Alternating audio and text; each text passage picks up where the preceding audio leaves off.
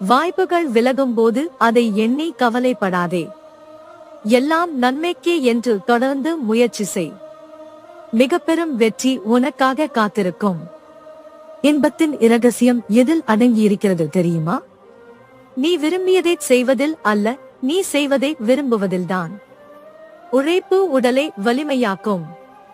துன்பங்களே மனதை வலிமையாக்கும். யானைக்கு கரும்பு தோட்டமே தேவைப்படுகிறது. எறும்புக்கு சக்கையே போதுமானதாக இருக்கிறது. தோட்டம் கிடைக்கும் போது யானையே இரு. சக்கை கிடைக்கும் போது எறும்பாய் இரு. வாழ்க்கையில் திருப்தியில்லை என்ற பேச்சுக்கே இடமிருக்காது. தடைகளை தட்டிக் கழிப்பதை விட தகர்த்து விடுவதுதான் புத்திசாலித்தனம்.